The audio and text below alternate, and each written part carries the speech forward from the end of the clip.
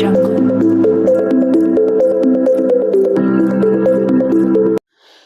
my wonderful people. Good morning, good afternoon, good evening, depending on the time and when you're listening to this news from. This is morning news. Nnamdi Kanu, Supreme Court received brutal message from US ahead of December 15th judgment. See what was sent.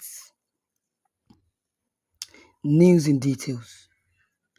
In light of the increasing expectation for the December 15, 2023 ruling of Nnamdi Kanu unlawful arrest and detention by Department of State Services, Mazi Nnamdi Kanu's distinguished international counsel, Bruce Fein, has written a heartfelt letter to the Nigerian Supreme Court.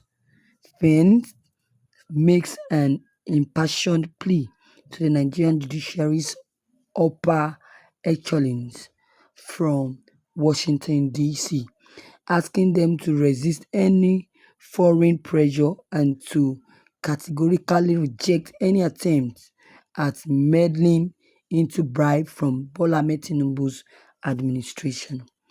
Fein's letter is essentially an appeal for the maintenance of judicial impartiality. The letter, which Sarah reporters exclusively received, begins with a sobering reminder of President Bola Ahmed Tinubu's tenuous position as its administration is allegedly in jeopardy due to solid proof of drug trafficking or certificate fraud in the US. This sets the stage for a more general demand that the Supreme Court respect the fundamental justice principles that guide the judiciary function in a democracy and raise also above outside pressures. Films highlights the constitutional rights to free speech and Biafran people's quest for self-determination, a cause at the core of Mazi Nnamdi Kanu's advocacy as he painstakingly peels back the layers of Nnamdi Kanu's arguments. Fein places Nnamdi Kanu's actions within the context of constitutionally recognized rights, citing a recent ruling by an Enugu Nigerian High Court that ruled the government's ban on the indigenous people of Biafra to be unlawful. The International Council then incorporates a global story into its case by citing a significant decision made by the UN Human Rights Council's Working Ground on Arbitrary Detention.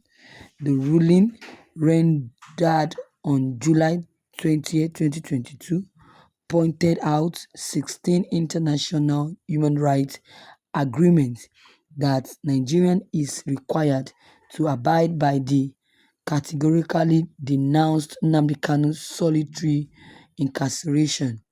Feins urged that the Supreme Court need to show a consistent commitment to justice is made even more urgent by the government's detained for its international decree.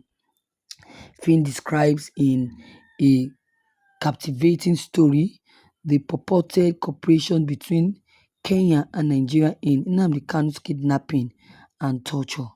This dark chapter, which comes after an earlier assassination attempt in 2017, is a significant component of the setting in which the Supreme Court ruling would take place.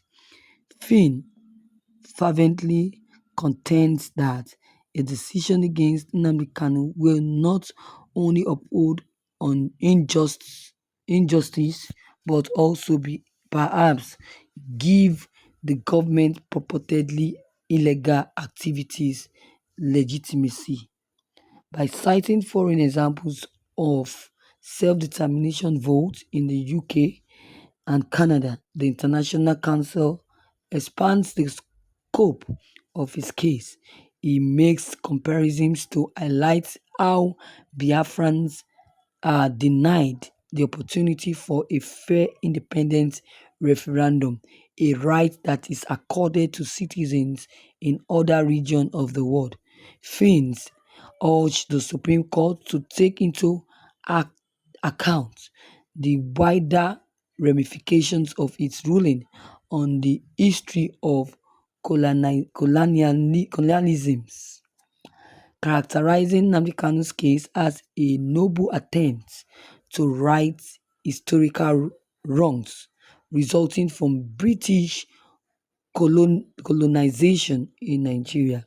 Finch also ends his letter with a passionate request for the Supreme Court to reject any attempt at bribery or intimidation, a crescendo of advocacy.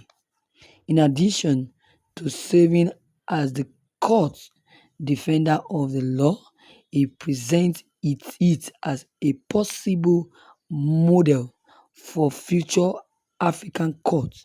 In addition to being presented as a legal victory, the likelihood of a favorable ruling on December 15 is also presented as a chance for the court to create history, gain international recognition, and also possibly even win the Nobel Peace Prize.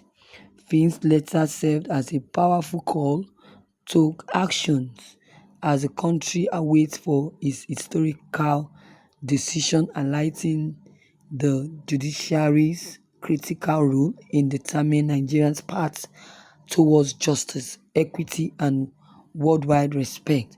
The Nigerian Supreme Court is under intense scrutiny as a crucial player in the ongoing legal drama, with eyes across the country and global riveted on it.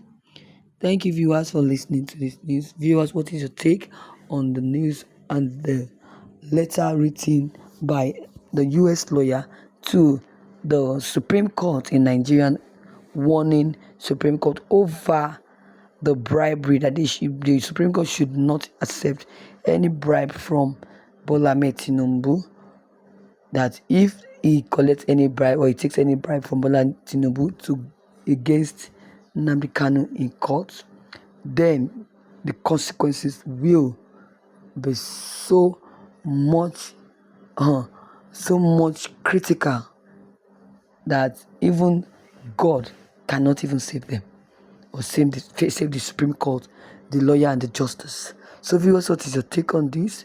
Your comment concerning this news will very much appreciated. Please don't hesitate to drop